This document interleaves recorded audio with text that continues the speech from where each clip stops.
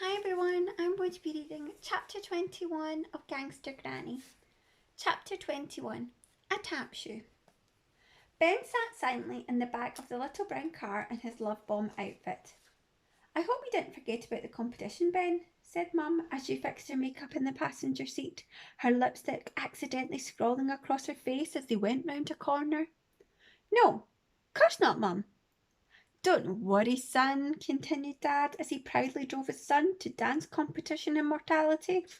You've done so much training up in your bedroom. I know you'll get top marks from all the judges. Straight tens. Uh, what about Granny? Won't she be expecting me? Said Ben anxiously. Tonight was supposed to be the night that they stole the crown jewels, but instead he was on his way to take part in a dance competition, despite having never danced a step in his life. For the last 2 weeks he'd avoided talking about the dance competition, but now the time had come. It was really going to happen. He was going to have to dance a solo number, which he hadn't prepared, in front of an entire theatre full of people. Oh, don't worry about Granny, said Mum. She doesn't even know what day it is, she laughed, as the car stopped suddenly at a red light and the mascara splattered over her forehead. They had arrived at the town hall, a rushing river of multicoloured lycra making its way into the building.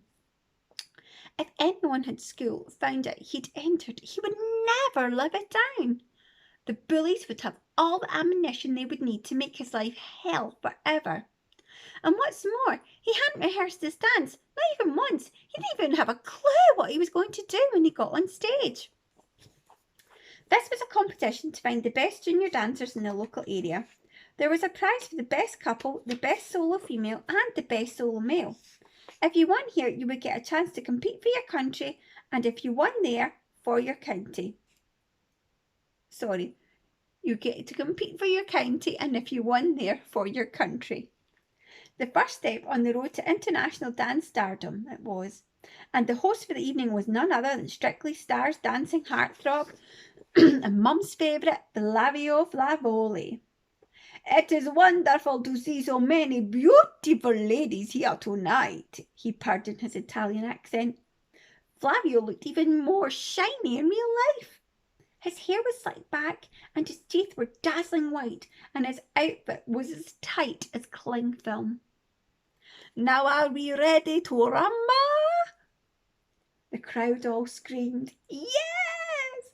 Flavio can't hear you. I say, are you ready to rumba? Yes! They all screamed again, a little louder than before. Ben was listening nervously backstage. He'd heard one woman's voice screech, I love you, Flavio, and it sounded suspiciously like his mum. Ben looked around the dressing room. It might well have been a convention for the most annoying child in the world. They all looked unbearably precocious, adorned in these ridiculous garish lycra outfits, smeared in fake tan with pearly white teeth so bright they could be seen from outer space. Ben looked anxiously at his watch, knowing that he was going to be terribly late to meet his granny. He waited and he waited as the over-made-up quick-step, jived, waltz, Viennese waltz, tangoed, foxtrotted, and cha-cha-cha. Finally, Ben's turn came. He stood in the wings as Flavio announced him. Now it's time for a local boy who is going to delight us all tonight with a solo dance piece. Please welcome Ben! Flavio glided off stage as Ben plodded on, his lycra love bomb outfit riding uncomfortably up his bottom. Ben stood alone in the middle of the dance floor. A spotlight shone on him. The music started up. He was praying for some sort of escape for this. He would have been happy with anything at all, including a fire alarm, an earthquake, World War III, another ice age, a deadly swarm of killer bees, a meteor from outer space hitting the Earth and spinning off its axis, a tidal wave, Flavio Flavoli being attacked by hundreds of flesh-eating zombies, a hurricane or a tornado. Ben didn't really know the difference, but either would do. Ben being abducted by aliens and not returning to Earth for 1,000 years, dinosaurs returning to the Earth through some kind of time-space portal and smashing through the roof, devouring everybody inside, a volcano erupting through, and although annoyingly there, it didn't seem to be any volcanoes anywhere, an attack of giant slugs, even an attack of medium-sized slugs, would do. Ben wasn't fussy. Any of the above would have sufficed. The music played for a while, and Ben realised that he hadn't moved his body yet. He looked over at his parents, who beamed with pride, seeing their only child centre stage at last. He looked to the wings, where ever-smiling Flavio was giving him an encouraging grin. Please make the ground open up now. It didn't. There was no choice but to do something. Anything. Ben started moving his legs, and then his arms, and then his head.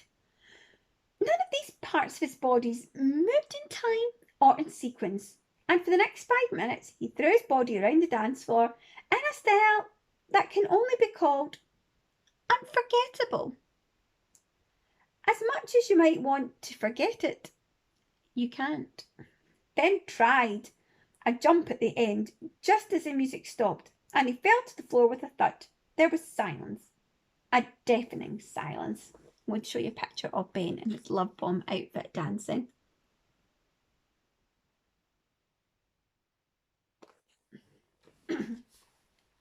Then Ben could hear the sound of a pair of hands clapping. He looked up. It was his mum. Then another pair of hands joined in. It was his dad. For a few seconds he thought he might be one of those moments you see in a film, where the underdog triumphs against all the odds. That soon everyone in the hall would be on their feet, cheering and applauding this local boy who'd at last made his loved ones proud, at the same time reinventing dancing forever. The end. Well, no, that's not what happened.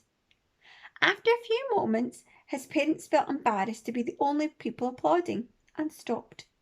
Flavio returned to stage. Well, that was for the first time the Italian heartthrob seemed lost for words. Judges, can we have our scores for Ben, please? 0, said the first. 0, 0. Only one more judge to go. Could Ben make it 4 zeros? But the final judge must have felt sorry for the sweaty little boy in front of her, who'd shamed his family for generations with this epic display of talentlessness. She shuffled her scoring paddles under the desk. 1, she announced. There was loud boos and jeers from the audience, so she corrected her score. I'm sorry. I mean 0. She held up her original choice of paddle. Slightly disappointing scores from the judges there, said Flavio, still trying hard to smile. But young Benal is not lost. As the only boy who entered the solo male category tonight, you are therefore the winner. May I present you with this solid plastic statuette?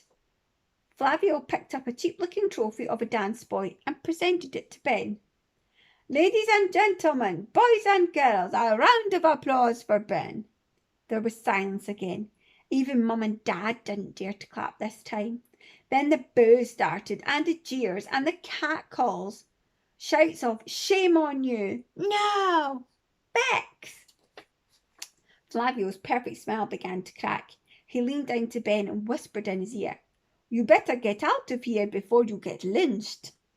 At that exact moment, a tap shoe was thrown from the back of the audience. It flew through the air. It was probably aimed at Ben, but instead it hit Flavio right between the eyes, and he fell to the ground unconscious. Time to make my excuses and leave, thought Ben. There's Flavio with his slimy hair and the tap shoe getting thrown, thudding against his head. That was the end of chapter 21. I hope you enjoyed listening. Bye.